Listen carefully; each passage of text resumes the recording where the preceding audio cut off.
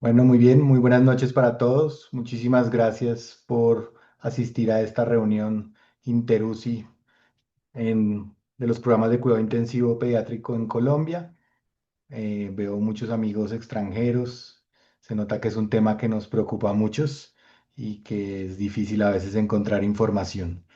Entonces, pues sin más preámbulos, quisiera presentarles a la doctora Paola Andrea Romero Campiño. Paola es residente de primer año de cuidado intensivo pediátrico de la Universidad Nacional de Colombia y ha preparado para ustedes esta presentación de un tema muy importante que tiene difícil ejecución y decidió llamar esta charla Ventilación de patrón obstructivo pediátrico entre lo ideal y lo posible.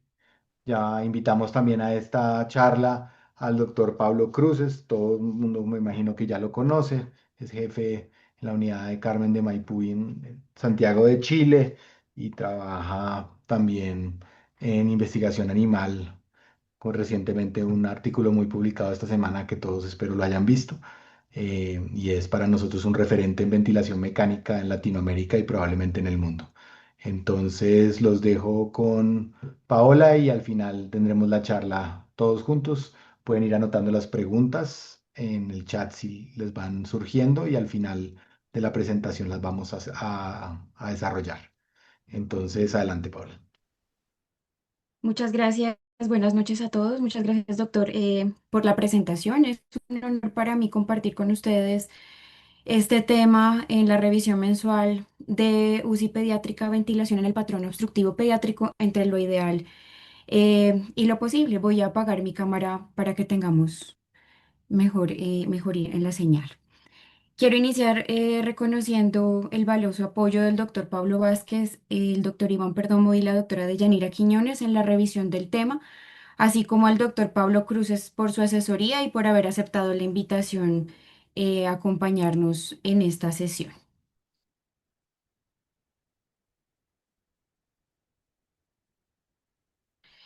En el contenido de esta revisión iniciaremos con una introducción al patrón obstructivo en pediatría, revisaremos su fisiopatología. Continuaremos con las estrategias ventilatorias específicas, abordaremos medidas de soporte fundamentales y finalizaremos con claves prácticas para llevar a casa. Las enfermedades obstructivas de la vía aérea en pediatría, como la asma y la bronquiolitis severa, representan causas frecuentes de ingreso a unidades de cuidados intensivos pediátricos. Su característica fisiopatológica predominante es el aumento de la resistencia de las vías respiratorias, lo que plantea múltiples desafíos clínicos. Comprender a profundidad los mecanismos fisiopatológicos involucrados, así como establecer criterios precisos para el inicio del soporte ventilatorio y la prevención de complicaciones, resulta fundamental para optimizar el manejo integral de estos pacientes. Las implicaciones hemodinámicas de esta enfermedad em, pues inician pues con la enfermedad del asma como una enfermedad heterogénea, afecta a más de 250 millones de personas en todo el mundo, que presenta exacerbaciones agudas, potencialmente mortales por el impacto en la mecánica ventilatoria, con efectos significativos en el sistema cardiovascular, y su prevalencia en el mundo está aumentando. En cuanto a la bronquiolitis, se ha definido tradicionalmente como una enfermedad obstructiva en pacientes ventilados. Sin embargo, puede predominar el componente restrictivo y existe un riesgo de síndrome de dificultad respiratoria aguda pediátrica. Por lo tanto, pues consideramos a la bronquiolitis como una afectación heterogénea con una mecánica respiratoria que varía entre obstructiva a restrictiva. En este contexto, el cierre de la vía aérea, caracterizado principalmente por el colapso cíclico de las vías distales, puede provocar una fisiopatología con atrapamiento aéreo alveolar, atelectasia e inflamación bronquial. Estas imágenes representan de manera esquemática y funcional dos aspectos claves en la fisiopatología del patrón obstructivo en pediatría. En la parte izquierda tenemos una ilustración que recorre el desarrollo embriológico de la anatomía segmentaria y la histología de la vía aérea. Quisiera destacar que la vía aérea central, que incluye la tráquea y los bronquios, concentra cerca del 80% de la resistencia del flujo aéreo en condiciones normales. Esta porción, compuesta por epitelio cilíndrico, también constituye el espacio muerto anatómico. Por otro lado, la vía aérea periférica, formada por los bronquiolos terminales y acinos, es decir, donde ocurre el intercambio gaseoso y la ventilación efectiva, aporta un 20% de de la resistencia en condiciones normales. Sin embargo, en condiciones patológicas como el asma, esta relación cambia drásticamente. La inflamación, el colapso y el remodelamiento de las vías hacen que aumente de forma significativa la resistencia de los bronquiolos. En la imagen a la derecha vemos el modelo resistivo del sistema respiratorio, representado como una red de resistencias en paralelo desde la laringe hasta los alvéolos. En resumen, el patrón obstructivo pediátrico se caracteriza por una distribución de las vías pediátricos, restricción de las vías, resistencias de las vías aéreas pequeñas, lo que genera hipoventilación regional, atrapamiento aéreo, hipoxemia, y esta es la base fisiopatológica fundamental para entender por qué estos pacientes requieren un abordaje ventilatorio específico. Como mencioné entonces, existen estos tres elementos fisiopatológicos claves que explican el incremento de las resistencias de las vías respiratorias, disminución de la estática, aumento del trabajo respiratorio y disnea. En cuanto a las implicaciones hemodinámicas, de acuerdo al empeoramiento de la limitación del flujo expiratorio con la subsecuente hiperinsuflación dinámica, en una exacerbación de asma, el paciente va a producir o tener taquipnea, efectos cardiovasculares con disminución de la precarga del ventrículo derecho, aumento de la poscarga del ventrículo izquierdo, aumento de la presión arterial, desacoplamiento neuromecánico con la subsecuente disnea, aumento y alteraciones en la mecánica ventilatoria con aumento del PP intrínseco, disminución, como mencioné anteriormente, la distensibilidad, aumento de la umbral elástico. Todo esto produciendo una carga sobre los músculos inspiratorios y disfunción sobre los músculos expiratorios, llevando en conjunto estos fenómenos a conformar un círculo vicioso que se retroalimenta la hiperinsuflación, generando alteraciones mecánicas, ventilatorias, hemodinámicas y metabólicas que perpetúan en la disfunción respiratoria y cardiovascular. En cuanto a la hiperinsuflación dinámica, que es el resultado, como les mencioné, del atrapamiento aéreo por tiempos expiratorios insuficientes, aumenta la presión intratorácica y se reduce el retorno venoso, comprometiendo el gasto cardíaco. En el panel superior izquierdo observamos una ilustración comparativa acerca de la inspiración, que en condiciones normales la presión intratorácica se vuelve negativa, lo que facilita la entrada de aire y la expansión homogénea de ambos pulmones. En el lado derecho, en el contexto asmático, también se genera una presión negativa, pero esa obstrucción de las vías aéreas pequeñas impide que el aire entre de manera eficiente a todas las regiones pulmonares. Como resultado, algunas áreas quedan hipoventiladas y se genera una distribución ineficaz del volumen corriente. En el segundo panel vemos la fase expiratoria. En el pulmón normal, la expiración es pasiva, el aire sale fácilmente debido a la recuperación elástica del tejido pulmonar. Sin embargo, en el pulmón asmático, las vías aéreas se estrechan aún más durante la expiración, y esto se debe a que al aumentar la presión intratorácica de las vías pequeñas no tienen soporte cartilaginoso y pues tienden a colapsarse.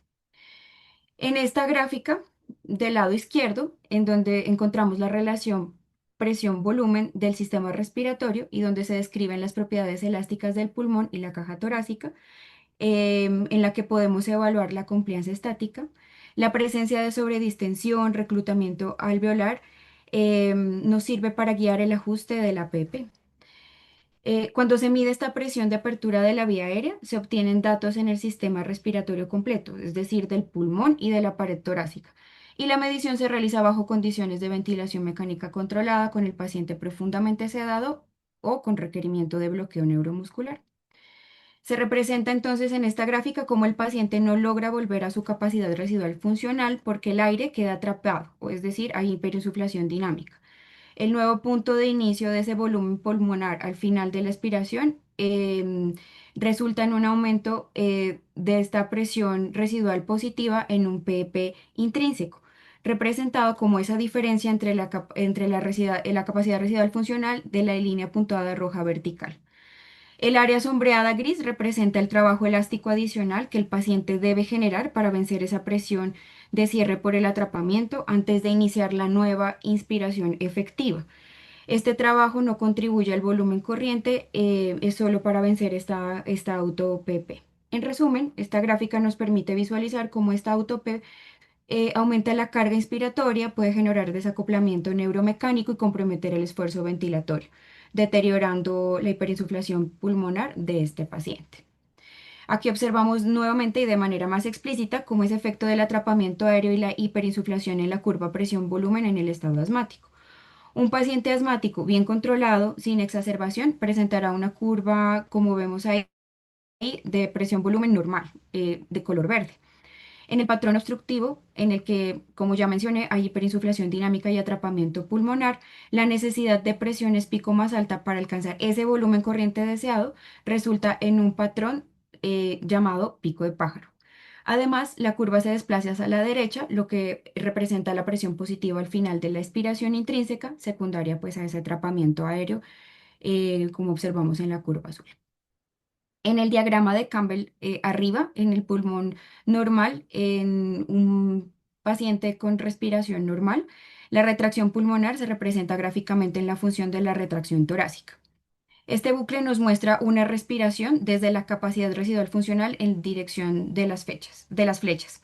El área sombreada en rojo nos muestra el trabajo realizado contra la resistencia y el área sombreada en gris el trabajo realizado contra la retracción elástica del pulmón y la pared torácica. Abajo, en el diagrama del pulmón de una persona con exacerbación asmática grave, se representa gráficamente la retracción pulmonar frente a la retracción torácica. Este bucle ya nos muestra una respiración desde la capacidad residual en dirección de las flechas, que en este caso pues se produce un volumen mayor. La flecha roja está representando la PP intrínseca, el área asombrada en rojo nos muestra el trabajo que debe realizar contra la resistencia y el área asombrada gris, el trabajo realizado contra la retracción elástica del pulmón y la pared torácica. En cuanto a la alteración ventilación-perfusión, en la obstrucción grave, la ventilación se distribuye de manera desigual. Hay áreas hiperventiladas coexistiendo con zonas hipoventiladas. Las zonas atelectásicas, características de algunos de estos pacientes, generan un efecto de shunt y deteriora, pues como sabemos, el intercambio gaseoso. Además, el aumento del espacio muerto dinámico debido al atrapamiento aéreo y a la hiperinsuflación dinámica, pues está generando un colapso capilar en las regiones que están sobreinfladas.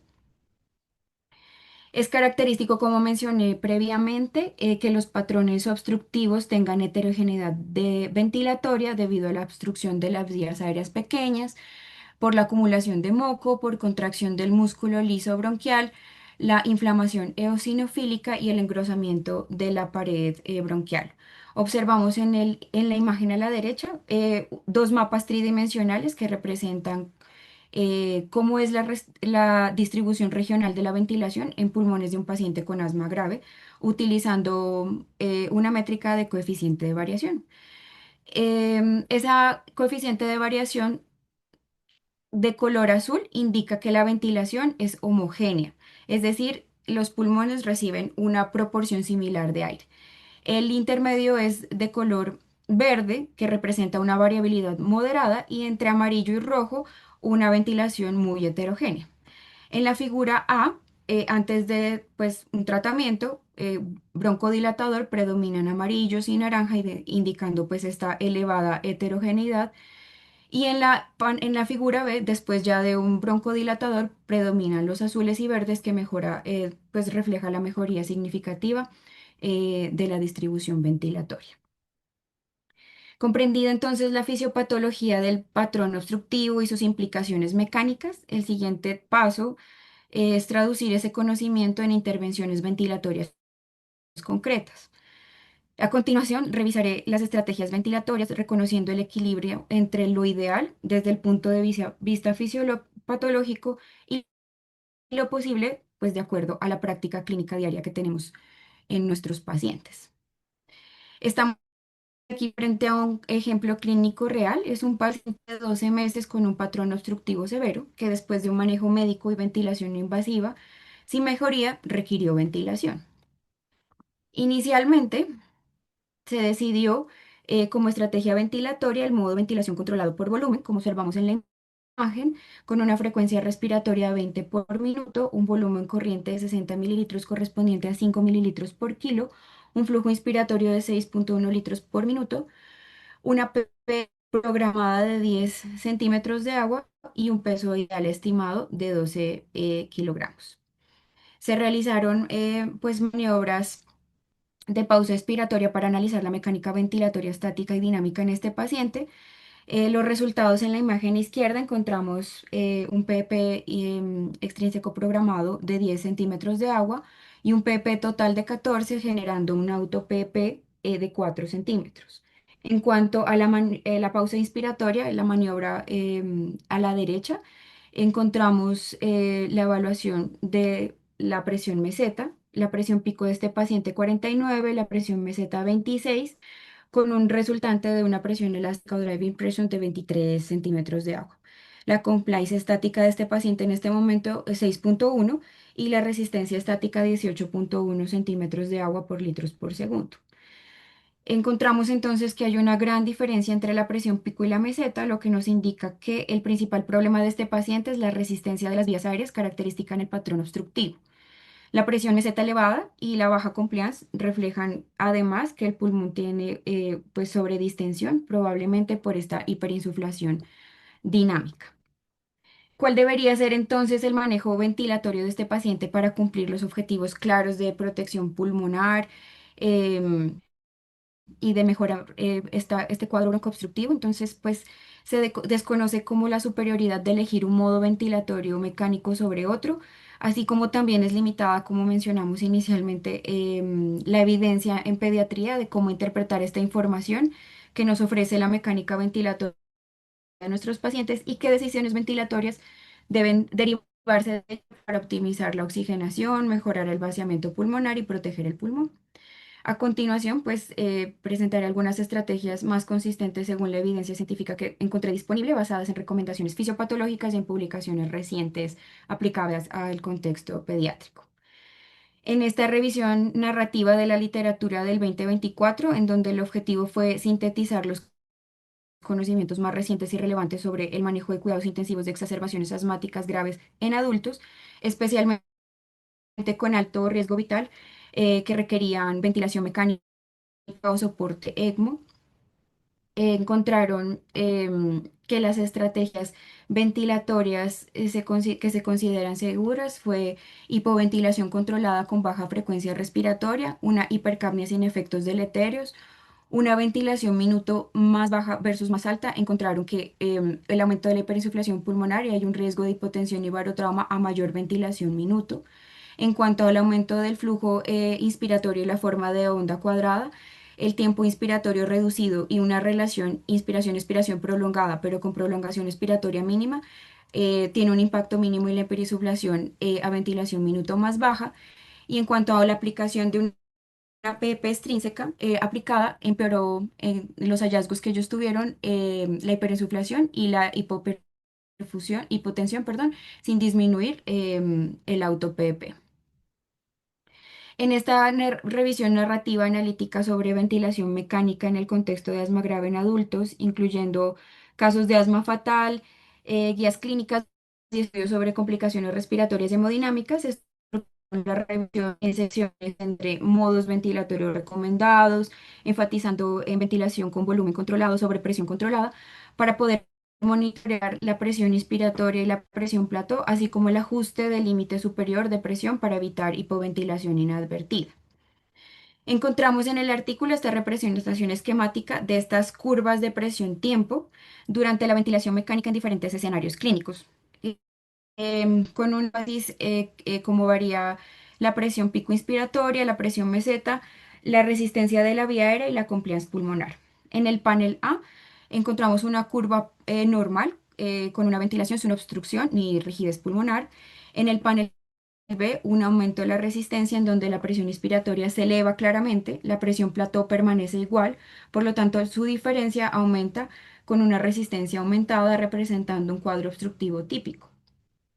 donde el ventilador puede generar más presión, debe generar más presión, perdón, a través de los bronquios estrechos. Y en el panel C, un aumento de la resistencia más disminución de la compliance, en donde la presión inspiratoria aumenta más que en la gráfica B. La presión plató también aumenta. La diferencia se mantiene igual, es decir, la resistencia no cambió, pero la compliance empeoró. Como conclusiones principales encontraron entonces que no hay diferencias entre los modos de ventilación con volumen y modo presión. Sin embargo, el modo con volumen fue preferido. La presión inspiratoria y la presión plató deben monitorizarse directamente y recomiendan que la presión plató se mantenga por debajo de 30 centímetros de agua. En el artículo publicado recientemente por el doctor Pablo Cruces en el Pediatric Critical Care de este año, el autor integra pues la evidencia fisiopatológica y la práctica clínica para plantear un enfoque ventilatorio seguro y adaptado al paciente pediátrico, con obstrucción crítica de la vía aérea, combinando estrategias de ventilación protectora, control de atrapamiento y monitoreo hemodinámico continuo. Este enfoque que nos plantea el doctor se caracteriza por estar basado en etapas. Eh, Inicialmente con control de la hiperinsuflación, seguido de resolución de la acidosis respiratoria y por último liberación eh, de la ventilación. A continuación, pues voy a revisar cada una de estas etapas y los ajustes ventilatorios recomendados para minimizar el riesgo de barotrauma, hiperinsuflación y asincronía del paciente. En cuanto a la etapa inicial de la ventilación mecánica, tiene como objetivo reducir la hiperinsuflación dinámica. Entonces, como les mencionaba, pues no hay evidencia concluyente acerca de elegir un modo ventilatorio sobre otro. Depende de la experiencia de los centros de cuidado intensivo y del manejo de cada paciente con su fisiopatología. Sin embargo, pues se recomienda la ventilación controlada por volumen por su capacidad para diagnosticar los fenómenos inspiratorios con mayor precisión, medir componentes resistivos y constantes de tiempo inspiratorio, identificar la sobredistensión en tiempo real mediante el índice de estrés. Entonces, se recomiendan 6 parámetros fisiológicos claves para controlar esta hiperinsuflación en nuestro manejo con ventilación mecánica. El primero es mantener un volumen tidal fisiológico, mantener un volumen tidal protector entre 6 y 7 milímetros por kilo, entendiendo pues que a mayores volúmenes aumenta el riesgo de atrapamiento aéreo, pues por prolongación del tiempo expiratorio. Como segundo objetivo de oxigenación, se considera aceptable mantener una saturación de oxígeno entre 88 y 92, monitorizando la oximetría y el lactato para detectar acidosis láctica. En cuanto a la frecuencia respiratoria, se considera programar una frecuencia respiratoria baja, menor de 16 a 20 por minuto, que permitan tiempos inspiratorios prolongados para disminuir la resistencia expiratoria en estos pacientes. Las dos últimas maniobras ventilatorias dirigidas a reducir esta hiperinsuflación dinámica requieren que recordemos el concepto de constante de tiempo, que nos permite interpretar de forma más precisa el atrapamiento aéreo, guiar la programación del ventilador y anticipar la respuesta clínica en el paciente con obstrucción severa. Sabemos entonces pues que la constante de tiempo pulmonar representa el tiempo necesario para que un alveolo se llene o vacíe pasivamente en un porcentaje de su volumen total frente a un cambio de presión. Está determinada por la relación de resistencia, que es esa dificultad al paso de aire por las vías respiratorias, y la compliance, que esa es la distensibilidad del parénquima pulmonar o de los pulmones como sistema. En patologías obstructivas, como ya hemos mencionado, hay aumento de la resistencia y esto alarga la constante de tiempo. Como consecuencia, se requiere más tiempo expiratorio para vaciar los pulmones de aire. Por lo tanto, se sugiere que exista una mediación entre el tiempo inspiratorio y el tiempo expiratorio, teniendo en cuenta que no todos los pacientes con estado asmático tienen el mismo comportamiento mecánico. Entonces, se debe adaptar según el predominio de la resistencia inspiratoria o expiratoria. Si la resistencia expiratoria es mayor, se sugiere acortar el tiempo inspiratorio. Por el contrario, si la resistencia inspiratoria es mayor, se prolonga o se reduce más la frecuencia respiratoria. Además, Se puede considerar y programar un tiempo inspiratorio prolongado entre 1 a 1,5 segundos. En pacientes que estén ventilados por volumen control, se calcula el tiempo inspiratorio ideal como tres constantes de tiempo. En los modos por volumen o volumen control regulado por, perdón, por presión control o en volumen control regulado por presión, se ajusta el tiempo inspiratorio observando la curva flujo-tiempo, en donde, como se observa en esta gráfica, las flechas rojas indican que el flujo inspiratorio no llega a cero antes de que comience la aspiración y las flechas negras muestran que el flujo expiratorio tampoco llega a cero antes de que inicie la siguiente inspiración. Esto sugiere que no hay suficiente tiempo para completar la inspiración ni la expiración. En la parte inferior, ya con la curva corregida, el flujo sí alcanza cero, tanto al final de la inspiración como la expiración, indicando que se ha prolongado el tiempo inspiratorio y expiratorio adecuadamente, se ha reducido la frecuencia respiratoria y se ha logrado un mejor vaciamiento pulmonar, disminuyendo el tratamiento aéreo. Continuando con nuestro objetivo de controlar la hiperinsuflación dinámica, más allá de lo mencionado previamente con respecto a las constantes de tiempo, este parámetro nos permite anticipar si una unidad pulmonar será capaz de completar su vaciamiento antes del inicio del siguiente ciclo. Cuando el tiempo expiratorio disponible es insuficiente, como lo mencioné, en relación con la constante de tiempo, se produce un vaciamiento incompleto. Los alveolos inician entonces el siguiente ciclo con aún parcialmente distendidos, acumulando pues presión de manera progresiva.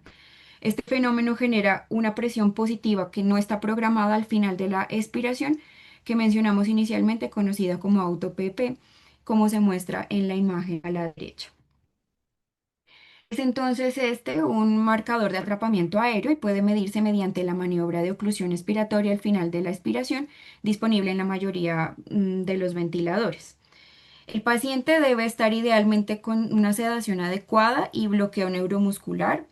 Se inicia la pausa expiratoria durante 2 o 3 segundos y el ventilador va a registrar la presión que se genera por el gas atrapado cuando la expiración es ocluida.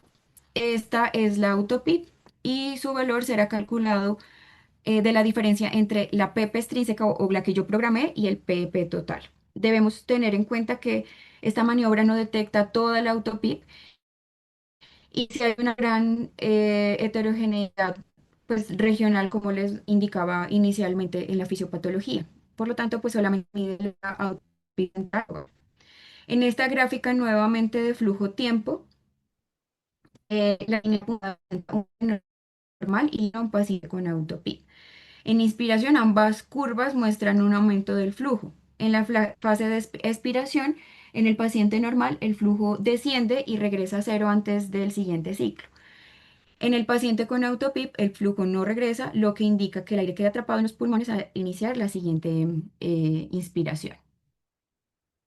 El uso de la titulación de la presión positiva al final de la aspiración, basándose en la PIP intrínseca para mejorar la ventilación en pacientes con asma grave en ventilación, sigue siendo muy controvertida. En este estudio se representa un caso clínico publicado en el 2020 en un paciente adulto con asma severa en ventilación mecánica, en el que se utilizó tomografía por impedancia eléctrica para guiar la titulación de la presión positiva al final de la expiración, adicional a la PP intrínseca o el autopip. El objetivo fue mejorar la sincronía del paciente ventilador y pues la distribución regional de la ventilación. Esta gráfica nos muestra, está compuesta por tres paneles, todos relacionados con esta impedancia relativa medida mediante la tomografía, que es una técnica que permite visualizar la distribución regional de la ventilación pulmonar en tiempo real. En el gráfico, en la parte superior A, se observa la impedancia relativa en el eje Y y el tiempo en segundos en el eje X. La línea negra está representando el nivel de PP, o sea, la presión positiva final de la... Este gráfico muestra cómo varía la impedancia relativa a lo largo del tiempo en respuesta a diferentes niveles de PP programados. A medida que se ajusta, se observa cómo cambia la ventilación global del pulmón.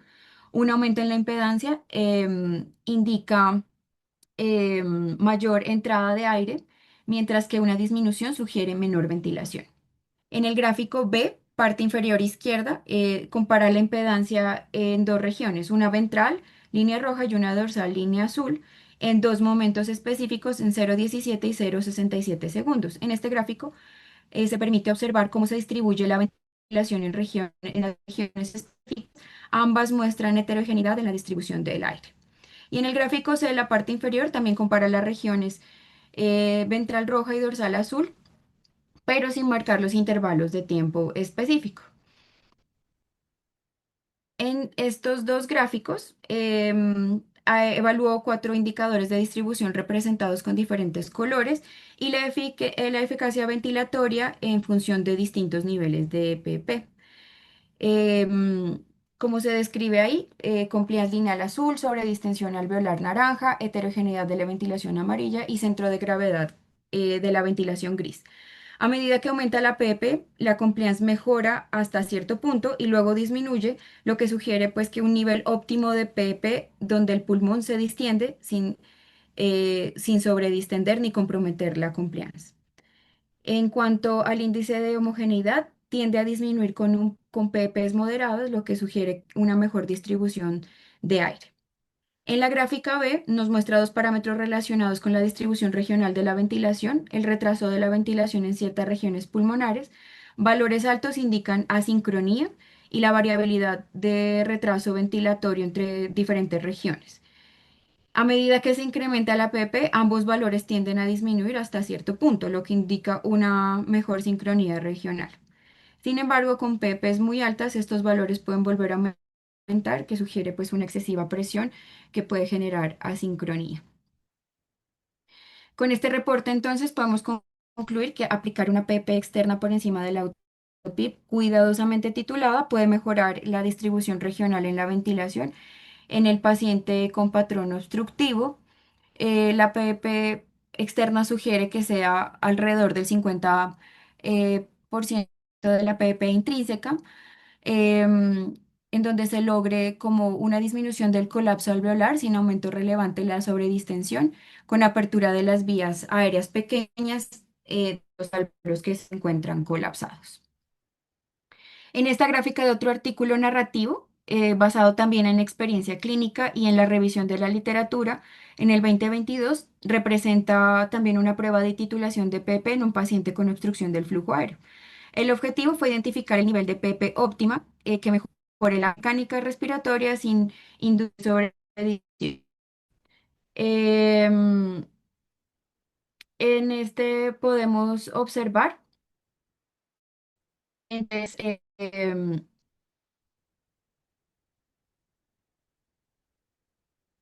que en el eje de las X los niveles de PP extrínseca aplicados desde 5 y 19 centímetros de agua, a medida que la PP extrínseca aumenta, la presión plató se mantiene. Em, Sin embargo, la compliance se mantiene sin cambios importantes hasta una PP de 17 programada de 17, lo que indica que el pulmón sigue siendo pues distensible.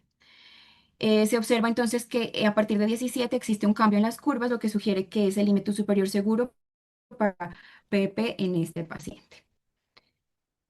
Esta presencia de autopip no solo refleja atrapamiento aéreo, sino que también modifica profundamente toda la mecánica del sistema respiratorio, aumentando la carga inspiratoria y afectando la relación entre presión, volumen y flujo. Para comprender cómo estas variables se interrelacionan y cómo impactan el trabajo ventilatorio total, es fundamental entonces revisar la ecuación de movimiento que ya todos hemos escuchado y conocemos, que integra todos los componentes que determinan la presión generada durante la ventilación, la resistencia, compliance, flujo y volumen, lo cual pues podría ser una herramienta fundamental en la monitorización de los pacientes con patrón obstructivo. En esta ecuación simplificada, la presión de la vía aérea por encima de la PP establecida, o sea, la del ventilador, y la presión generada por el paciente, se combinan para superar esas cargas elásticas y resistivas durante la ventilación mecánica. Esta carga elástica será la presión generada por el ventilador para sobrepasar las fuerzas elásticas del sistema respiratorio al entregar un volumen, Y la carga resistiva será esa presión necesaria para vencer la resistencia al entregar un flujo inspiratorio, siendo la diferencia de presión entre la presión medida por el respirador en la entrada de la vía aérea y la presión alveolar. Dicho delta de presión está determinado por la resistencia y el flujo inspiratorio. Esta carga de PP va a representarse con la presión que genera la distensión estática y basal del sistema respiratorio. Concluyendo entonces, pues que es la suma de diferentes tipos de cargas contra las que el ventilador se enfrenta al entregar el volumen corriente al paciente por medio de generación de presión. Estas gráficas nos ilustran cómo se comportan entonces estas curvas de presión, flujo y volumen en diferentes condiciones mecánicas del sistema respiratorio. En ventilación por presión control, en el cuadro superior, en la curva de presión tiempo, la línea cuadrada que contiene una presión constante durante la inspiración no cambia con la resistencia ni la elastancia. En la curva de flujo que se encuentra en el medio, entonces si yo aplico una carga elástica o mi paciente está eh, manifestando una carga elástica, el flujo va a caer rápidamente, entonces la curva va a tener una descendente pronunciada. Si le estoy teniendo o está manifestando una carga resistiva, entonces el flujo va a caer más lentamente, la curva se va a hacer más plana. Y si el esfuerzo muscular del paciente está generando energía, puede entonces aumentar o disminuir el flujo dependiendo si el paciente ayuda o se opone. En la curva volumen del cuadro inferior, entonces si se aplica una carga elástica, el volumen se va a acumular más lentamente, una carga resistiva, el volumen se va a acumular más rápidamente, y si hay un esfuerzo, pues puede acelerar o frenar el llenado pulmonar. En cuanto a la ventilación por presión, por control volumen, en la curva de flujo, la línea cuadrada nos va a mostrar un flujo constante durante la inspiración. En cuanto a la curva de presión, si hay una carga resistiva, la presión inicial va a ser alta por el flujo constante. Si hay una carga elástica, la presión va a aumentar progresivamente por acumulación de volumen. Si hay una presión muscular, el paciente, es decir, si el paciente inspira activamente, la presión va a disminuir y si expira puede aumentar. Y en el cuadro inferior, en la curva de volumen, va a aumentar linealmente el tiempo, pues flujo constante. Estas curvas nos permiten identificar si el problema entonces es de resistencia, o es decir, broncoespasmo o de la estancia, como por edema o fibrosis. Nos va a ayudar a ajustar parámetros como el tiempo todo el flujo o el modo de ventilación y nos va a facilitar a detectar las asincronías y el esfuerzo del paciente. La evaluación entonces de la resolución de la hiperinsuflación pulmonar tras la implementación de las estrategias que ya mencioné puede realizarse a través de monitoreo sistemático de la mecánica respiratoria, lo cual debería ocurrir entre las 6 y 12 horas después de controlar y de manejar esta hiperinsuflación dinámica. En este panel A está representada la presión inspiratoria pico y la presión meseta, la presión de la vía aérea versus tiempo, la diferencia entre el pico y la presión meseta o la presión plató en condiciones de hiperinflación y broncoconstricción, pues va a ser mayor por el aumento de la resistencia de las vías aéreas. Eh, por lo tanto, cuando ya se está mejorando y yo ya estoy haciendo efectiva esa disminución de la presión meseta con las estrategias que estoy implementando, entonces pues va a haber una reducción de esta diferencia también. En el panel B, la curva flujo-tiempo que ya he mencionado a lo largo de la charla. En el panel C, la capnografía versus tiempo. La curva azul representa la curva capnográfica del paciente. La fase 3 de meseta expiratoria tiene una forma más fría cuando nos encontramos frente a hiperinsuflación. Está en pendiente y no es horizontal, lo que refleja pues que el vaciado alveolar está desigual. Cuando ya se resuelve la hiperinsuflación, se evidencia como una fase 3 la encontramos más horizontal. En el panel D nos compara dos situaciones. El de la izquierda, un índice de estrés mayor de 1. En esta curva presión-tiempo se encuentra la curva convexa. o sea, hacia arriba, que nos manifiesta sobre distensión, en la curva flujo-volumen aplanada, una compliance baja, y en la curva presión-volumen, una curva empinada, que nos representa rigidez o una mala adaptabilidad pulmonar. Y a la derecha, el índice de estrés ya con una curva presión-tiempo más recta, sin sobredistensión, una curva flujo-volumen con una mejor simetría, es decir, con mejor compliance, y una curva presión-volumen con una relación más lineal, con una mecánica más favorable que está reflejando la resolución de distensión y mejoría de la mecánica respiratoria. Como parte del manejo para reducir el atrapamiento y la hiperinflación, pues es fundamental reconocer que en ciertos casos cobran relevancia las maniobras de desatrapamiento aéreo, las cuales buscan facilitar el vaciamiento pulmonar de forma pasiva o activa. Existen evidencia limitada de estas estrategias en cuanto a la desconexión transitoria del ventilador. Está basada en la fisiología en algunas guías de ventilación mecánica pediátrica y en reportes de casos clínicos de estado asmático grave con barotrauma. Está indicada en hiperinsuflación dinámica crítica con signos de colapso cardiovascular inminente, con presiones inspiratorias muy elevadas, alrededor de presiones entre 40 y 45 y presión plató mayor de 35 litros de agua y una autopip marcadamente elevada con un tiempo expiratorio insuficiente. Lo que se hace es desconectar el tubo endotraqueal del ventilador durante 5 a 15 segundos, permitiendo el vaciamiento pasivo del gas atrapado. Puede repetirse en ciclos de 30 a 60 segundos. Hay que tener precauciones, pues debe realizarse en un entorno controlado con monitoreo hemodinámico y de oxigenación.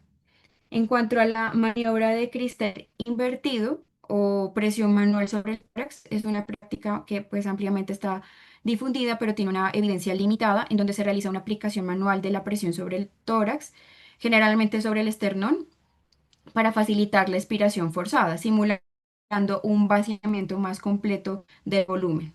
Su objetivo es aumentar el gradiente de presión transalveolar durante la expiración y favorecer el vaciamiento. Sin embargo, puede incrementar la presión pleural abruptamente, reduciendo el gradiente de presión transpulmonar y aumentando el riesgo alveolar o atelectramo.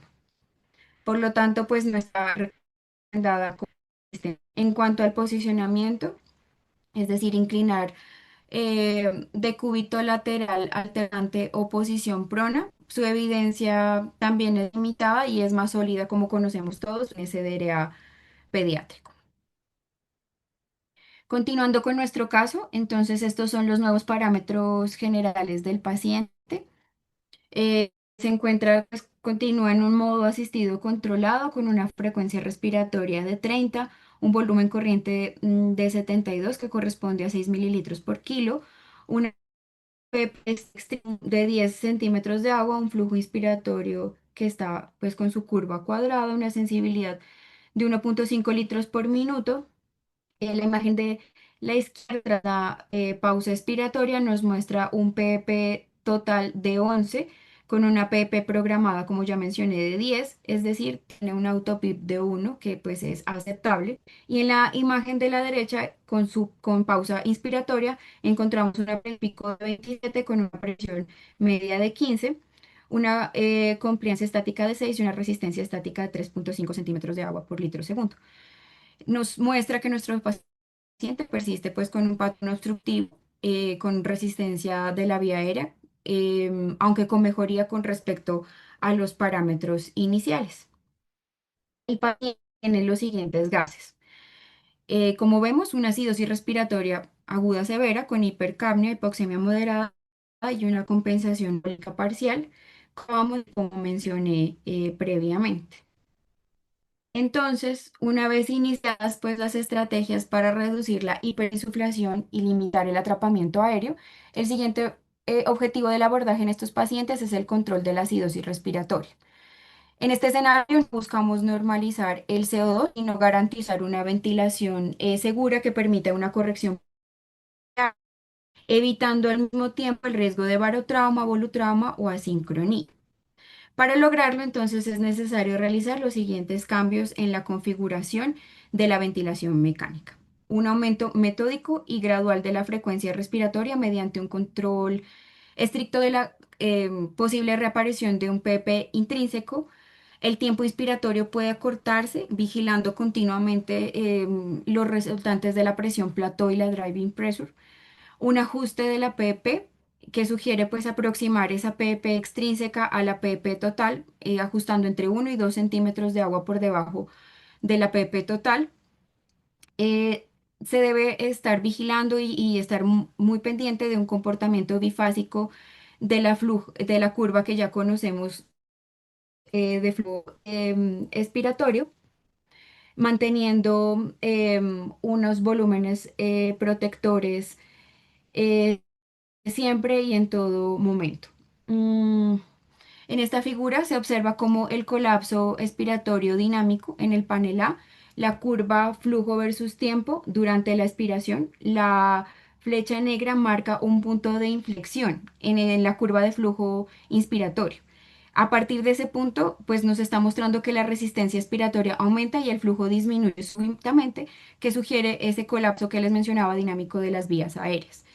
La curva azul claro representa una expiración normal, monofásica sin inflexión, y la curva morada representa una expiración patológica bifásica. Entonces, la no detección y corrección de la expiración bifásica disminuye significativamente la tolerancia de la suspensión del bloqueo neuromuscular debido a la presencia de asincronías entre el paciente y el ventilador, llevando una progresión del tiempo de ventilación mecánica. Estos son los nuevos gases de nuestro paciente, en donde observamos que mantener como siguiente paso el control de pH, continuando con los ajustes programados, lograr un pH superior de 7,3. En cuanto al final, se ajustan ya las metas de sedoanalgesia y bloqueo neuromuscular para que el paciente ya inicie sus esfuerzos respiratorios efectivos, logrando pues iniciar la liberación de la ventilación. Esto se logra también con elegir modos ventilatorios por presión regulados por presión o volumen controlado por presión con aumento del flujo inspiratorio, estar pendientes de prevenir la sincronía del flujo, continuar con un volumen total protector y la PP extrínseca, un acortamiento del tiempo inspiratorio y un ajuste de la frecuencia respiratoria según la dinámica ventilatoria. También se puede lograr con protocolos estructurados, mejorando la seguridad y la consistencia en el proceso de extubación, pruebas de respiración espontánea, prediciendo el éxito de la extubación y guiando pues la toma de decisiones, la medición de la fuerza muscular inspiratoria, identificando pacientes en riesgo o fracaso de extubación y considerando el soporte respiratorio no invasivo en pacientes en quienes sospechemos que probablemente tengan un alto riesgo de reintubación. En cuanto a las medidas de soporte, no debemos olvidar que de la mano de la ventilación invasiva, el manejo integral incluye monitoreo ventilatorio continuo, sedación y bloqueo neuromuscular en las fases agudas, con individualización de la PP y evitar estrategias agresivas basadas en evidencias más recientes, como esta guía clínica del 2025 de Palisi sobre asma crítica en pediatría. Y para cerrar, quiero dejar estos puntos claves para llevar a casa. El monitoreo ventilatorio cuidadoso, entonces se recomienda el análisis de todas las curvas, flujo-tiempo para detectar atrapamiento aéreo, así como evaluar autopip con maniobras de oclusión expiratoria y la dinámica respiratoria con la ecuación de movimiento. El control de la hiperinsuflación dinámica con la ventilación controlada con volúmenes protectores, ajustar la frecuencia respiratoria y el análisis de las constantes de tiempo para ajustar los tiempos expiratorio e inspiratorio. Una titulación individualizada de la PP, considerar aplicarla extrínseca para mejorar la sincronía y reducir el colapso alveolar sin llegar al otro extremo de sobredistender. Hipercapnia permisiva, evitando estrategias agresivas para normalizar la presión arterial de CO2. Considerar, como mencioné, soporte no invasivo post-extubación ajustado a protocolos estandarizados en cada centro. Ofrecer un adecuado plano de sedación, bloqueo neuromuscular. Y por último, individualización pues, de cada caso basado en su fisiopatología. Muchas gracias. Paola, muchísimas gracias por tu presentación. Un tema difícil que estuviste estudiando muy profundamente y creo que se ve muy bueno en la presentación cómo lograste ese efecto. Quisiera, ante todo, pues darle primero la palabra a Pablo, al doctor Pablo Cruces, que nos está acompañando el día de hoy, para que nos dé sus apreciaciones sobre lo que se dijo en la presentación y pues en lo personal y en la práctica, como vieron, poca evidencia, nos toca más de lo que sabemos. Entonces, adelante, Pablo. Hola, buenas noches. Primero felicitar a Paula por su presentación y agradecer a Pablo por haberme invitado a participar con usted. Primero quiero resaltar un aspecto que mencionó Paola en la presentación, que el punto inicial para enfrentar a un paciente obstructivo es objetivarlo, porque muchas veces nos quedamos con algunas apreciaciones que son subjetivas y que nos llevan a un error.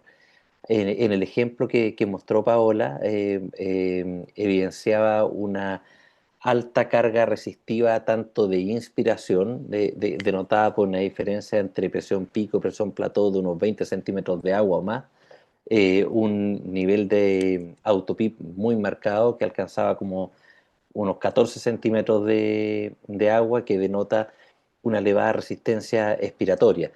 Eso, de algún modo, lo que es quizás un cambio de paradigma con lo que estamos acostumbrados muchas veces a la definición de un estatus asmático, que era una enfermedad expiratoria.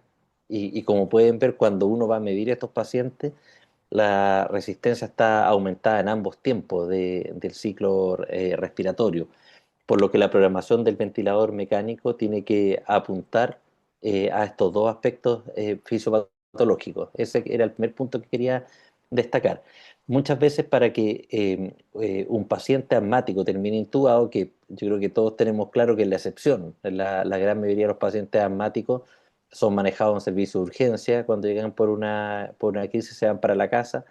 Un grupo pequeño termina hospitalizado, de ese grupo pequeño, un grupo más pequeño termina en una unidad crítica, y de ellos la minoría se termina intubando. Es un grupo bastante pequeño el que termina en ventilación mecánica, que es el que nos termina convocando muchas veces en distintas instancias académicas a discutir sus condiciones particulares, porque es distinto a ventilar un paciente con una falla respiratoria aguda de un origen distinto.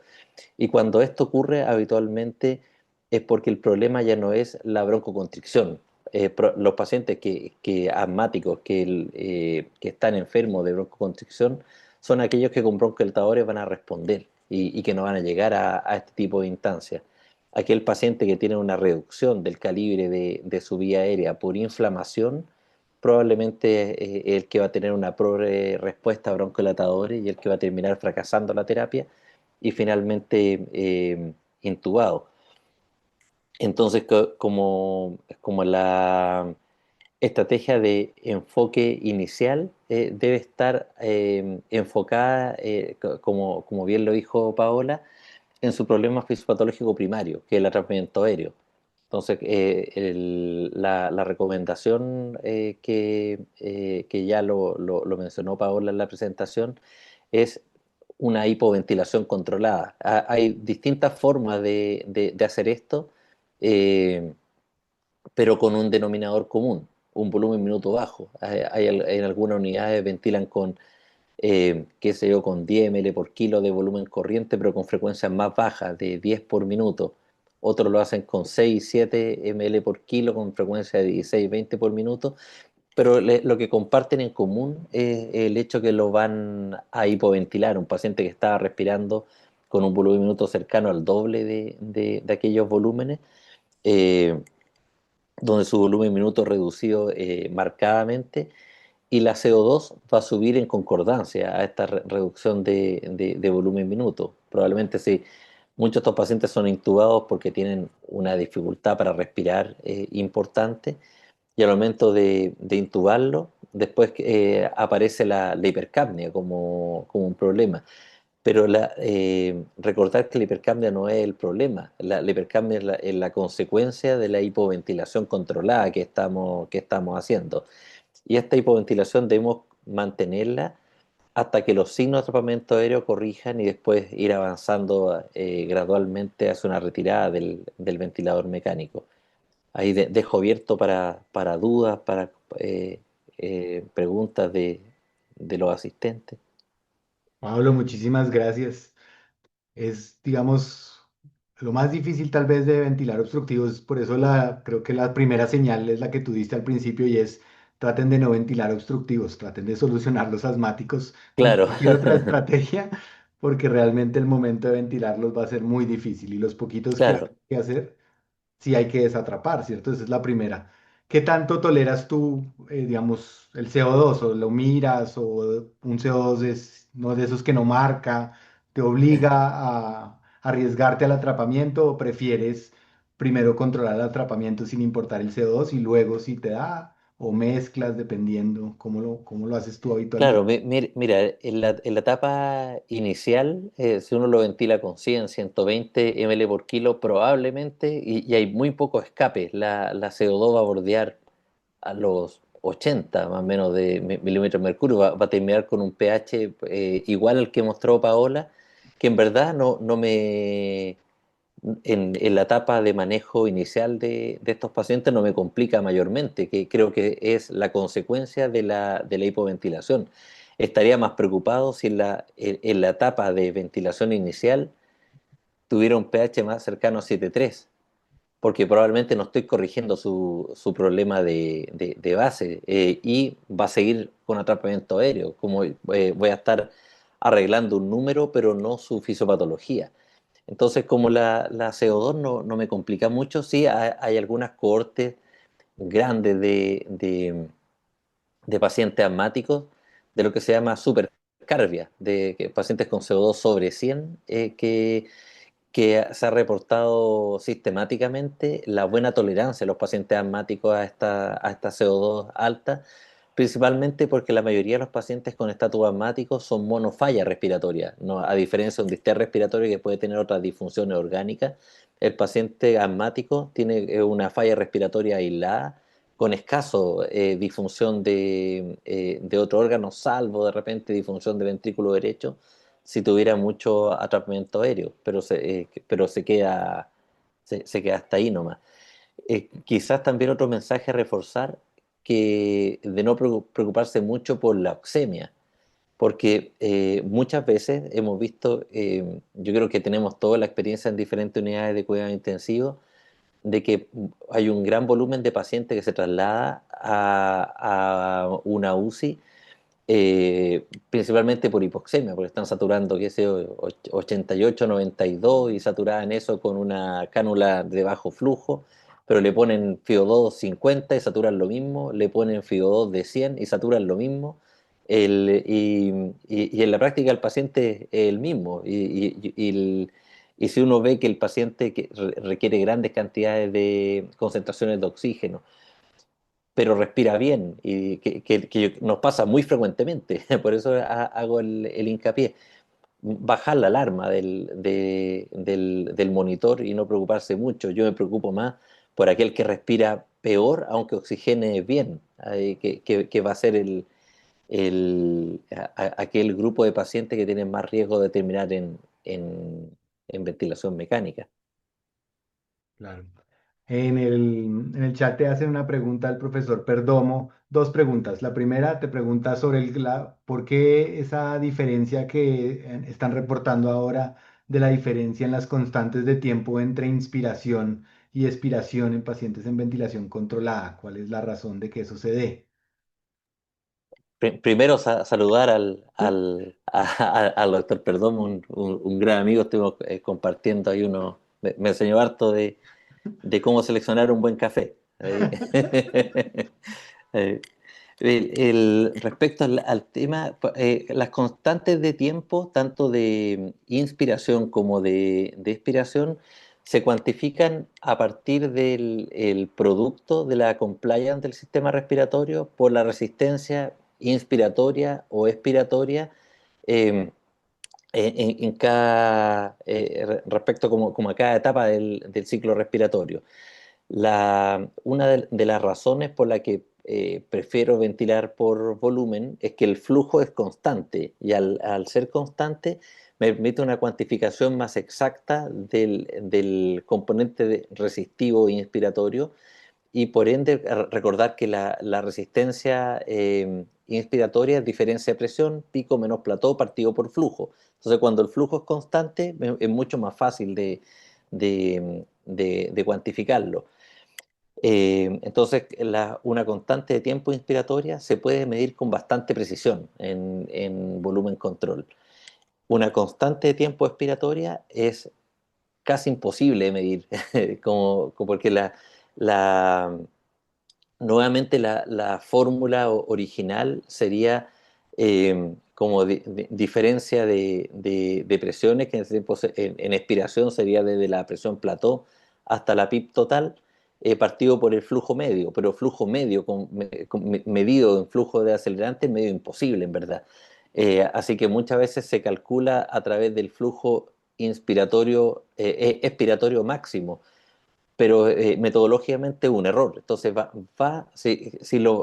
ahí los desafío a que midan a sus pacientes asmáticos cuando tengan la desgracia de tener uno en ventilación mecánica y van a ver que las constantes de tiempo expiratorio medido utilizando el flujo expiratorio máximo le van a dar extremadamente cortas, pero que no van a reflejar realmente la fisiopatología de su paciente. Yo recomendaría ocupar simplemente la visualización de la curva de flujo expiratorio para su titulación del tiempo expiratorio, o ocupar el fonendoscopio, como escuchar que termine de exhalar el aire.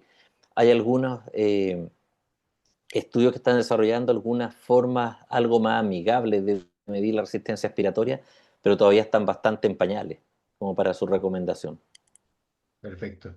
La otra pregunta que te hace Iván es en cuanto al, digamos, el flujo que podrías escoger, digamos, en la fase inspiratoria, si lo usas continuo o desacelerante, si hay alguna diferencia, digamos, en cuanto a ya no tanto a la medición de la constante, sino a si es favorable o no es favorable para esa resistencia o para esa patología.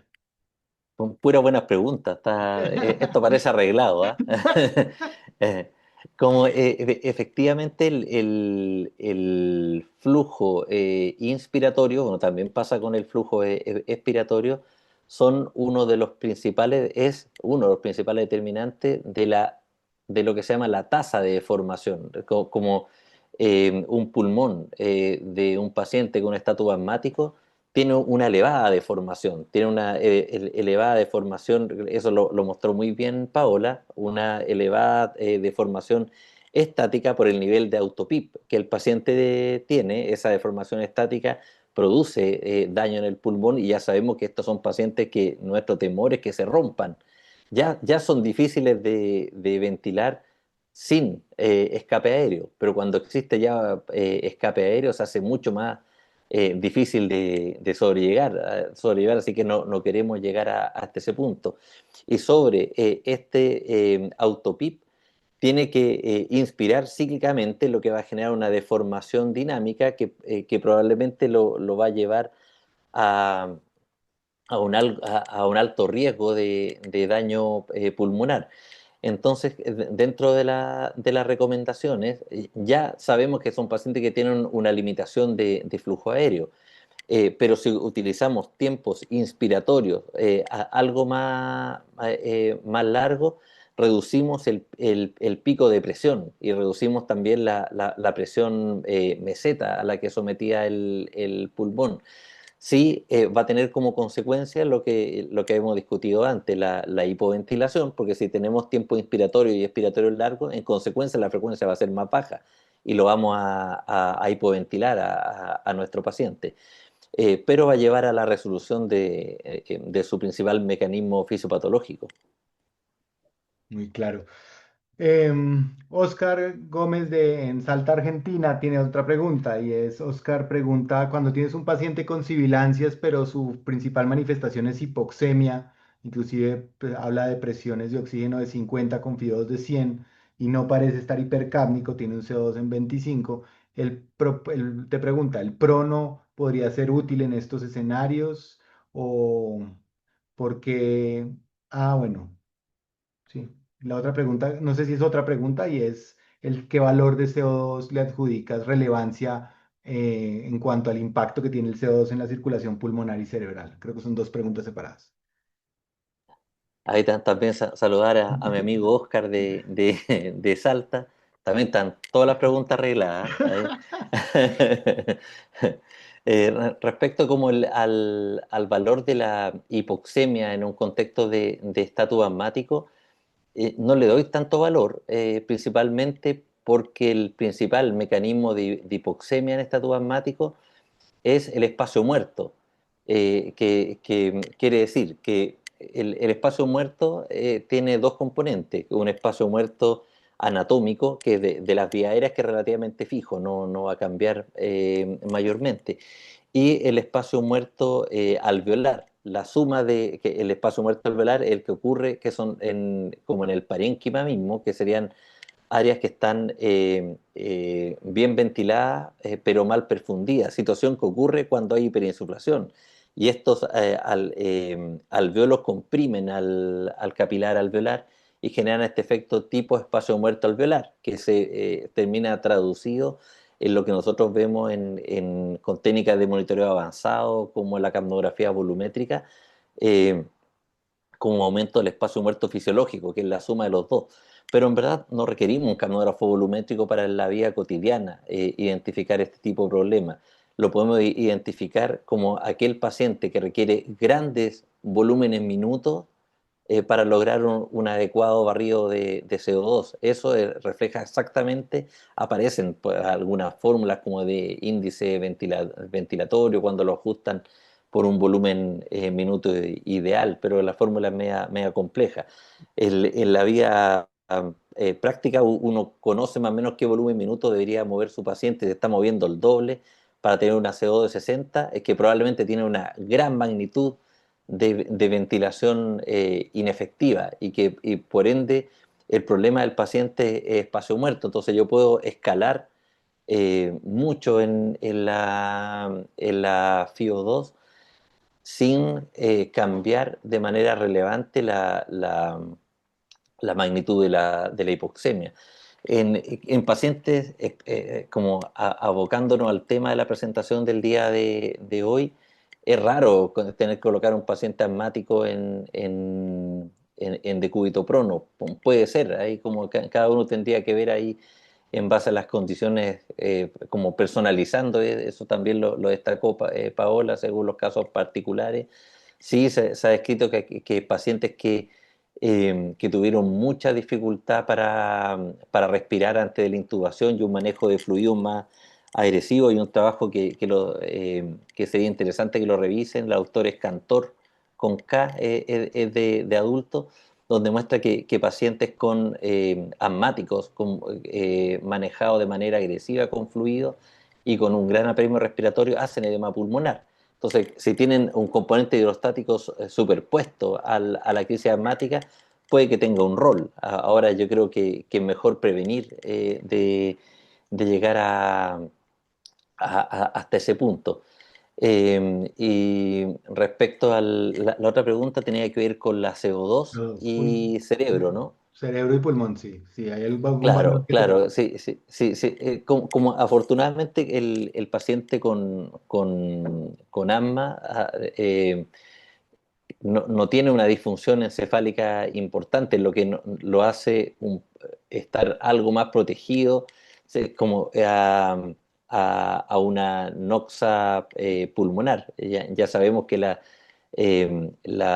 CO2 en sus extremos puede generar vasoconstricción o vasodilatación como cerebral, aumentando el riesgo de hipoxia o edema, pero principalmente cuando hay pérdida de autorregulación de flujo cerebral. Y eso habitualmente ocurre en condiciones, por ejemplo, de un TEC grave, que es una condición algo distinta acá. En ese tipo de condiciones que son diferentes, o sería, qué sé yo, el paciente asmático que tuvo un paro, ahí sí sería mucho más complejo en su manejo, porque lo que puede ser bueno para el pulmón puede ser malo para su cerebro, y ahí va a ser más difícil la compatibilización y sería mejor adicionar alguna herramienta de neuromonitoreo al manejo ventilatorio que estamos haciendo. Perfecto, muy claro. Bueno, Deyanira felicita a Paola. Pedro, el profe Pedro tiene dos preguntas también. Uno es si el flujo expiratorio llega a cero, ¿está mal realizar un flujo medio de la elevación del volumen expiratorio en relación al tiempo expiratorio? Entonces, creo que es de lo que mencionaste de las formas de medir flujo constantes de tiempo expiratorias. Sí, si entendí bien la pregunta, creo que mejora ahí la visualización en la curva, el llegar a flujo cero, el cálculo de compliance o medir simplemente la autopip, que también es una muy buena forma de cuantificar la llegada a flujo cero, con la excepción de pacientes que tienen colapso dinámico en expiración, pero que también son más excepcionales, algunos displásicos lo pueden encontrar, o pacientes con broncomalacia, que también van a tener antecedentes de sibilancia recurrente probablemente antes de la crisis en puntual. Pero los cálculos creo que con el conocimiento actual, titular el tiempo expiratorio en base a un cálculo de una constante de tiempo expiratorio puede llevar a error, es mejor la visualización de la curva. Perfecto. Y la otra pelea que estoy de acuerdo con Pedro es mencionó varias veces Paola en su charla que pues la mayoría de los estudios tienden a decir que da lo mismo ventilar por volumen o con presión. Sin embargo, desde la fisiología pues pareciera ser más claro y Pedro pregunta aquí que no sería preferible garantizar ese volumen corriente y depender de regular el tiempo inspiratorio, que eso no lo pueden, que en menos de presión te toca realmente escogerlo bien para que puedas llenar el pulmón.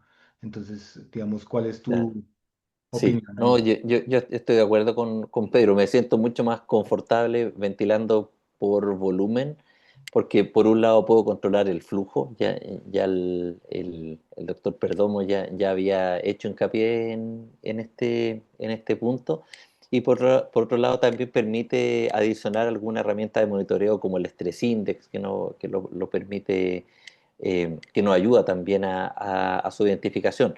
Pero también es difícil forzar, por ejemplo, a colegas que no están acostumbrados a ventilar en volumen control, a utilizar un modo en el cual no le es familiar. De algún modo uno igual lo puede hacer, lo puede hipoventilar a su paciente en el modo que Más sea, conocido. y se siente más confortable en un modo que en otro, mejor. Claro. Bueno, el doctor Perdomo tiene otra pregunta y es la gran dificultad de usar broncodilatadores inhalados en ventilación mecánica, digamos.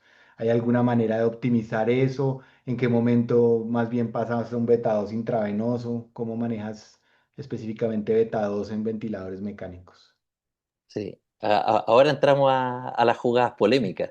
Mira, esto les puede parecer como bastante extraño, pero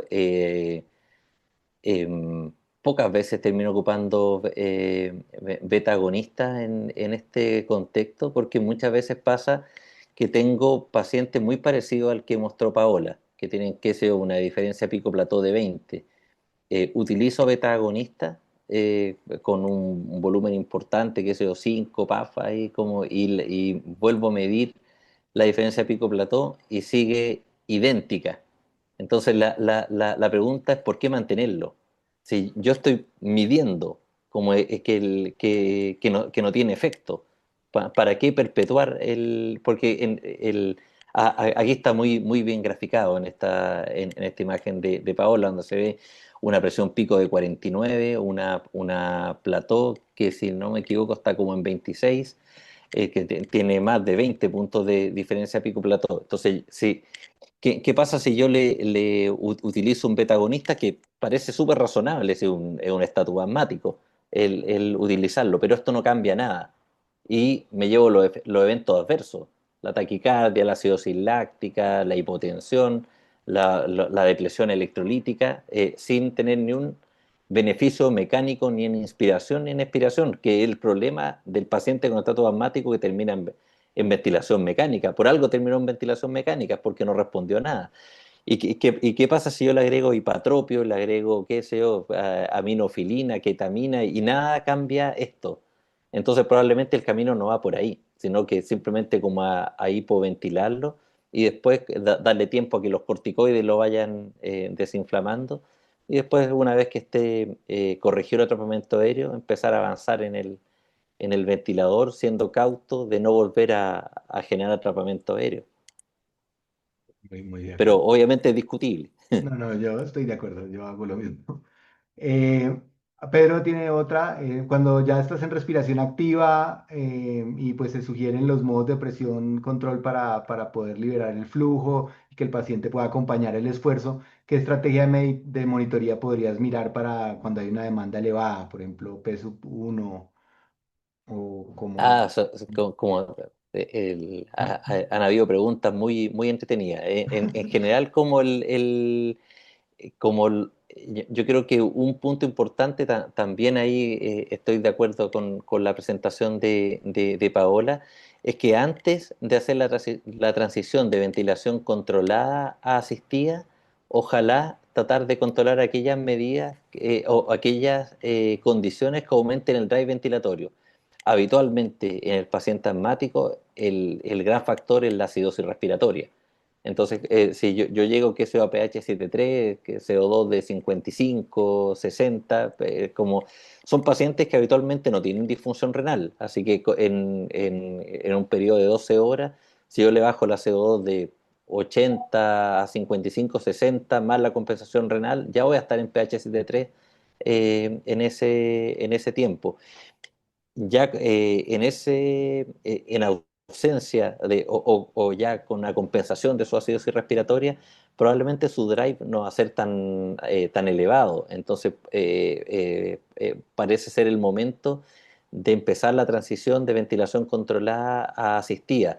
Y creo que en la anticipación de esta transición es importante, por un lado, un ajuste minucioso de la PIP, que a este paciente no le cueste gatillar el ventilador, porque es uno de los problemas clásicos de estos pacientes que están perfectos, con bloqueo neuromuscular controlado, pero lo despierto y comenzamos de nuevo con los mismos problemas.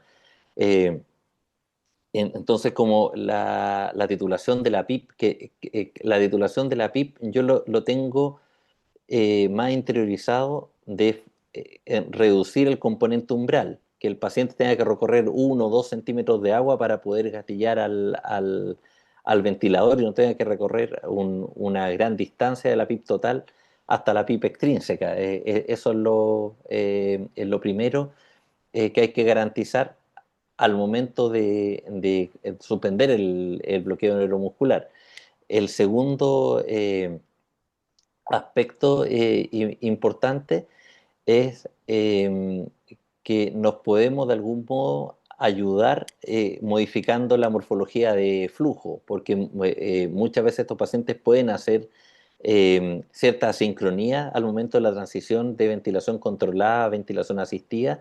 Pueden aparecer asincronías de flujo, se pueden prevenir modificando la morfología de flujo al momento de suspender el bloqueo neuromuscular, ya sea en volumen regulado por presión o en presión control.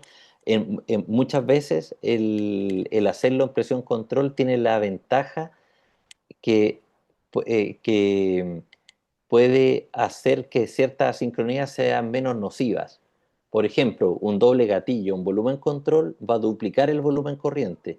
Un doble gatillo en presión control va a volver a subir la presión, pero no va a duplicar el volumen. Entonces puede ser también una forma más amigable en la transición del prevenir atrapamiento aéreo. Y en mi experiencia muchas veces lo más fácil es durante esta etapa es poner ya cuando el paciente esté gatillando apropiadamente, dejarlo respirar un rato en presión de soporte. Simplemente porque al hacer esto podemos tener una muy buena noción de cuál es la demanda del centro ventilatorio de nuestro paciente. Ahí lo vamos a poder como visualizar exactamente qué es lo que el paciente quiere y muchas veces el paciente lo va a hacer mejor que nosotros. Entonces, si eso es así, como pasa, de repente uno tratamos de casarlo con de atenuar la sincronía típica, acaso el esfuerzo inasistido por autopip, la sincronía de flujo y de ciclado, pero muchas sincronías desaparecen simplemente dejándolo en ventilación espontánea. Mientras más parámetros yo le controlo, más riesgo hay de que algunos de los parámetros de este ajuste mecánico que yo le hago al paciente sea dispar a lo que está solicitando el centro respiratorio de mi paciente, que puede ir también cambiando en el tiempo. Entonces uno lo deja en espontáneo y nos facilita muchas veces, facilita harto la vida. Y no es de sorprender que muchos de estos pacientes, cuando lo dejamos en presión de soporte, el requerimiento de volumen minuto está muy por debajo del que nosotros lo teníamos programado, el que les va a llamar la atención, ¿no? Uno trata de capturar su patrón respiratorio a veces con volúmenes minutos que son mayores al que el paciente requiere.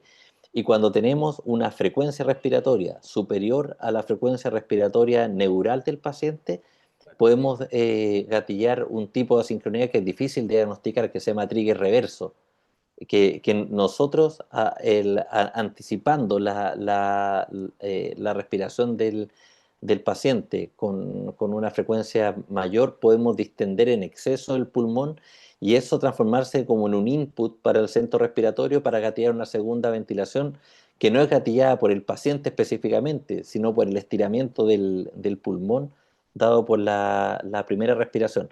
Entonces yo creo que ahí es mucho más fácil si ya tenemos evidencia clara de que el paciente corrigió el atrapamiento aéreo, eh, de avanzar a la presión de soporte. Algo que quería destacar de la presentación de Paola, que es súper interesante, ella mencionó varias cosas, que cuando el atrapamiento aéreo cede, cae la diferencia pico-plató, cae el autopip y la compliance mejora, por lo que la driving pressure también cae.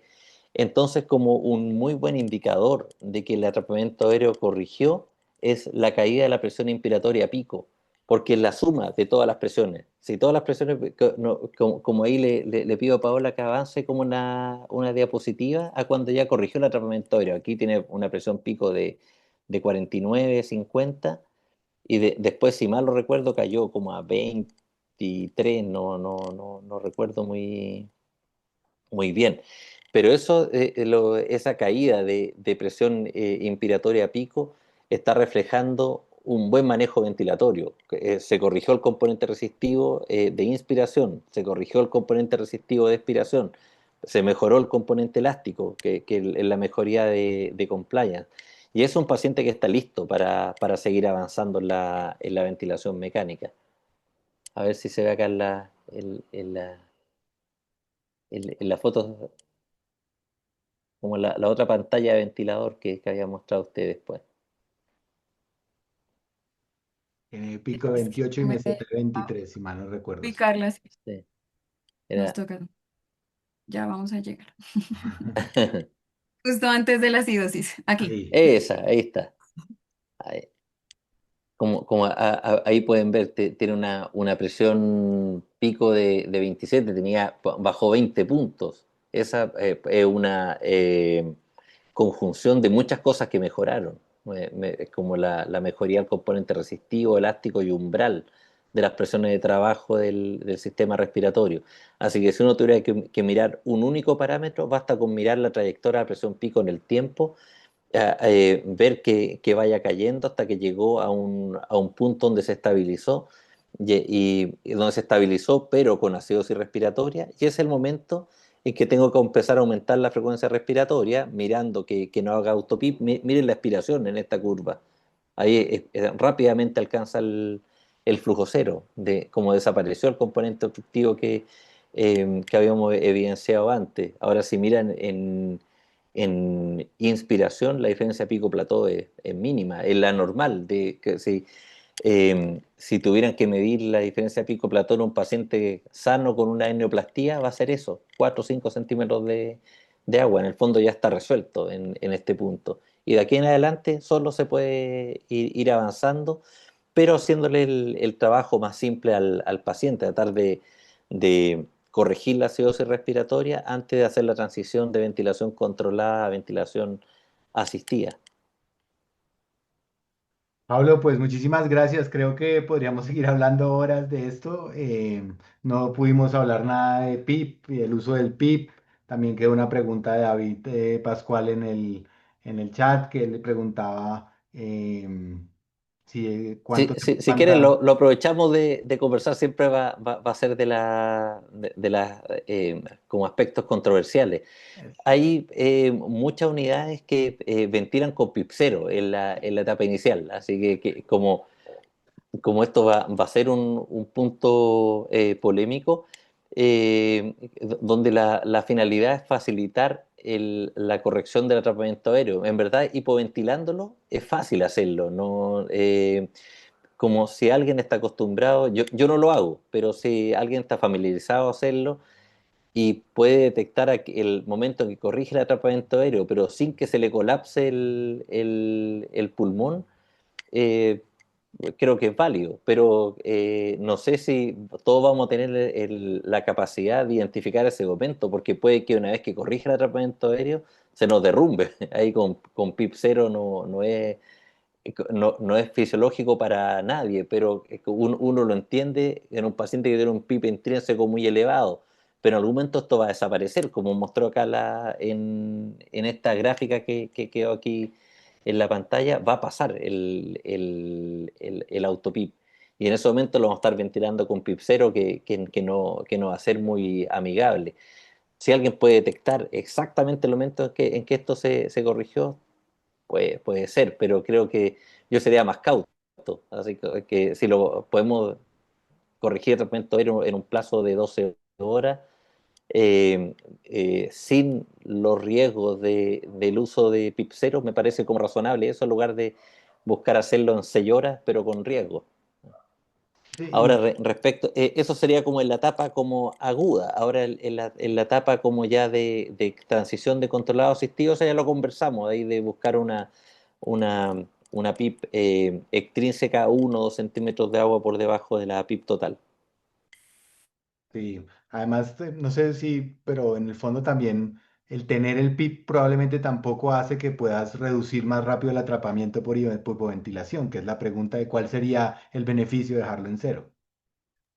Claro, yo no le veo mucho beneficio. Lo que sí que está claro, que no pueden desparalizar a nadie con PIP 0, porque eso sí sería una maldad, porque el paciente va a tener que gatillar de la PIP extrínseca hasta PIP 0 para como vencer todo su umbral de presiones para poder gatillar el ventilador, y eso como no lo va a lograr. Entonces sí, como si yo no le veo mucha ventaja, pero si alguien lo utiliza, sí tiene que titular muy bien la PIP al momento de suspender el bloqueo neuromuscular. De acuerdo. Bueno, yo creo que en aras del tiempo vamos a dejar ahí. Quedaron unas preguntas importantes. La de David, que quería averiguar en qué momento te parecería deleterio ya tener una presión resistiva, por ejemplo, más de 9 como tenía este caso. También Pedro dejó al final una pregunta de presión de apertura, si pones el PIP a ese valor para evitar el atrapamiento y si está bien medir la presión, la medición en inspiración para evaluar el atrapamiento, es la otra pregunta de Pedro. Pero bueno, tal Como, vez. como de, dentro de lo posible ahí para no alargar mucho, lo más fácil, más que medir resistencia inspiratoria, es medir las presiones del componente resistivo de las presiones de trabajo, sería la diferencia pico-plató, porque eso es muy fácil, eso lo podemos medir cualquiera. Medir resistencia ya es más complejo porque va a depender de la morfología de flujo, donde el mismo paciente va a tener diferentes números si le cambio la forma del flujo inspiratorio, no reflejando diferencias fisiopatológicas importantes. Eso va a denotar la resistencia de inspiración, la PIP total y el autopip, por ende, va a reflejar la resistencia de expiración, por ende ambos son complementarios. Y como lo mencionó muy bien Paola, algunos pacientes van a tener una gran diferencia pico-plató y no tanto autopip. Entonces, en ese paciente mejora largo el tiempo inspiratorio, corrijo el componente resistivo inspiratorio, como sacrificando un poco de expiración. Pero otros pacientes van a ser al revés, van a tener mucho autopip sin grandes diferencias pico-plató y tengo que hacer lo contrario, tiene que ser personalizado. Y uno de los puntos como diagnósticos característicos del paciente asmático, como el que fue presentado en este caso, son diferencias pico-plató de 10 o más. Eso, a pesar de volúmenes corrientes pequeños, en esta presentación mostraron volúmenes corrientes 5 o 6 ml por kilo y con eso tenía una gran diferencia pico-plató. Se pueden imaginar que el mismo paciente ventilado con 8 o con 10 ml por kilo, esa diferencia pico-plató se dispara, no va a ser 25 centímetros de agua, va a ser 35, 40, va a ser mucho, mucho mayor, por lo mismo y con mayor riesgo de escape aéreo. Entonces también como tomar las precauciones que mostró Paola en la presentación. Bueno, perfecto. Entonces, muchísimas gracias nuevamente a todos por asistir. Pablo, infinitas gracias por tu apoyo y todo. Creo que hace muy interesante esta discusión, oír la experiencia de alguien que le gusta el tema y que además de ser un excelente clínico es investigador en el tema y nos ayuda a tratar de entender por qué funcionan algunas cosas que hacemos a veces por intuición y creo que esta es una muy buena presentación para aquellos que quieran aprender de enfermedad obstructiva porque realmente es un tema difícil de aprender a hacer. Entonces, nuevamente felicitaciones a todos, muchísimas gracias, Paola, mil gracias por tu presentación, felicitaciones nuevamente. Muchas gracias a todos. Muchas Un gracias, abrazo a doctor. todos y nos vemos en una próxima sesión. Chao, chao. Gracias. Chao, chao, nos vemos.